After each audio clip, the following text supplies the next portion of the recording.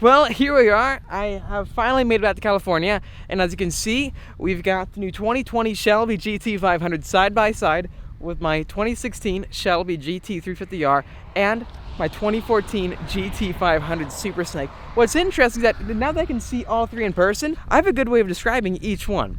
To me, the GT350R, that is like the race car, right? The track car. The GT500 in the middle, that's like the supercar Mustang, and way down here, the Super Snake is like the hot rod. It has so much horsepower, it's a pure muscle car to me. This is pretty hard to set up because I had to get all three cars out here and find a break in the weather. The past like 3 days, it's been raining nonstop in California, so I apologize for there being no content out. I've been trying to dodge the weather, and finally it seems like we got like a pocket of sunlight. The clouds are gone, and the ground is still a bit wet, so I'm not going to be able to do a roll race with these cars just yet. Stay tuned for an upcoming video though where we actually race the new 2020 GT500 up against a Super Snake.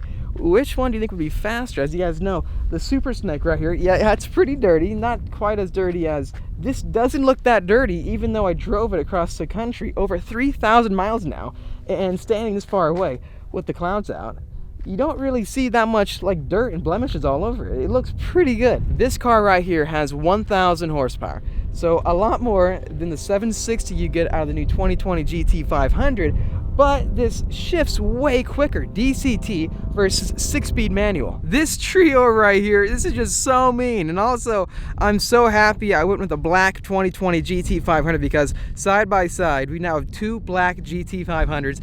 Completely different mentalities, right? This is like a track car, and this is a pure straight line car. And driving each of them, it just blows my mind how different they are. With the 2014 Mustang, you can tell how the sides are more straight, and with this, you can see how muscular they made the design look. Right here, it's bowing out, it's pointing out this way. Honestly, looking at them, I feel like the blacks are two different shades of black. I know that is called shadow black, but I forgot the name of the 2014 GT500 black color you can get. If you know it, please let me know in the comment section down below. Unfortunately, you could not get any stripes on a black GT500. I did want to get this, but with this matte black stripe. All GT500s for the 2014 and 13 model year you could get with black stripes. But this, again, I wonder why they went away with that. Up front, the Cobra is now directly in the middle with the GT500, and with the 350R, it's offset to the left, and with the GT500 Super Snake, it's the same exact way. As you can see, we have a different style Cobra with the 2014, well, S197 Shelby's. More the classic style, but with the S550s, they completely redesigned it. As you can see right here, it's much more futuristic, much more harder lines all throughout. Same goes with the 350. With this car, it comes outwards like this. And with the 350, it goes back in. It's a very interesting design change. Look at that.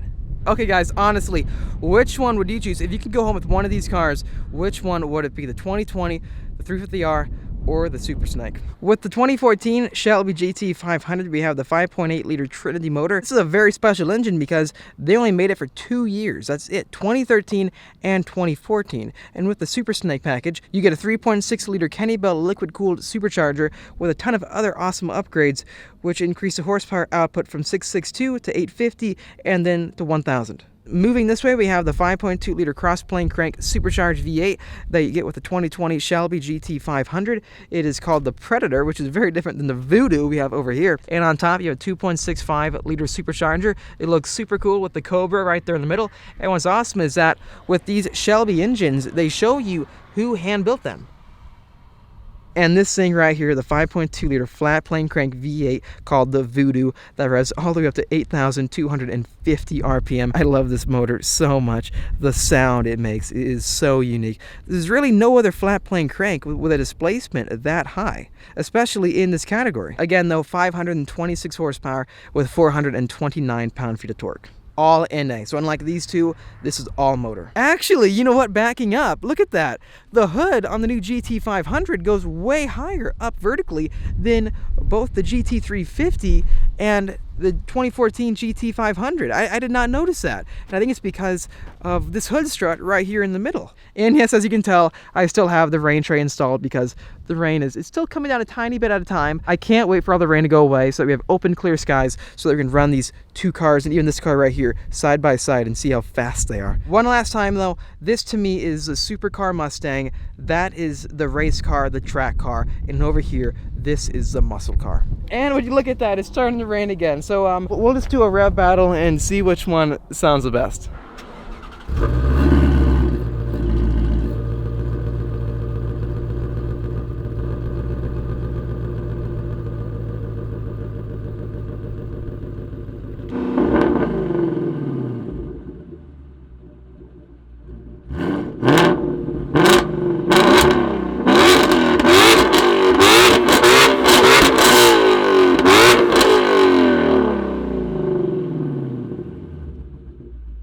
So that's car number one, the GT350R.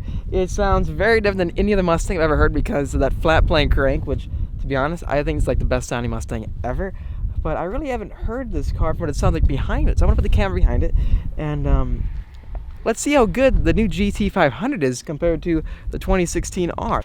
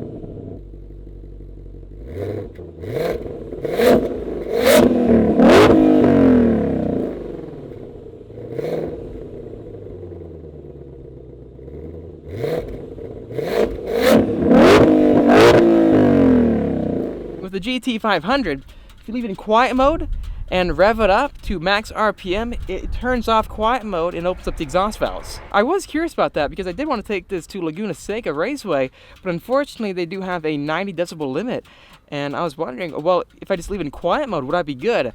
But apparently not. If you go wide open throttle, for this full throttle, it will open up the exhaust valves. And here we have it, the last car, the 2014 GT500 Super Snake. With this thing, there are no exhaust modes. You just turn it on and it's in loud mode all the time, which is pretty cool. I like that feature. I really do like that because with the 2020 GT500 and even the GT350R, I only leave it in the loudest exhaust mode setting available. Anyway, so here we go. The 2014 GT500 Super Snake versus the 2020 GT500. We're gonna find out which one sounds better.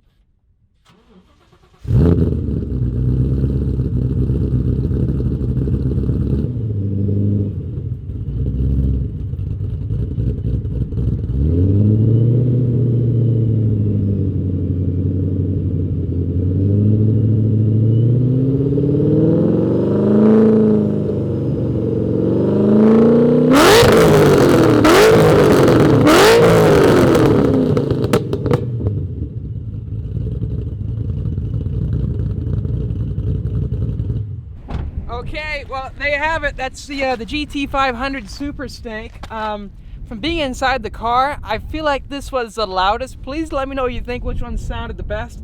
I want to try to get all three revving together. I got two buddies out here with me today. I think it's been pretty cool. The first time a GT500 Super Snake, a 2020 GT500, and a 350R will be revving together. So if you are wondering, all three cars are completely warmed up. I've been checking the gauges the entire time. So we're good there. And honestly, this is just so cool to just hearing this thing go flat out again. Something about this car, it just sounds so good, I think.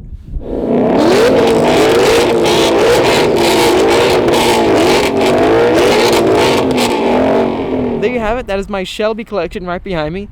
I'm thinking about calling this car Phenom. If you like that name, let me know. If you don't, give me a suggestion. I'd love to you guys think. And also, which one out of the three is your favorite? That's all three cars revving together simultaneously. And I really do hope you guys enjoyed. If you did, make sure to hit that like button. It really does help me out. And subscribe for much more great Shelby videos coming your way. Don't forget to let me know in the comment section down below which one you think sounds the best. I'll see all of you in the next episode.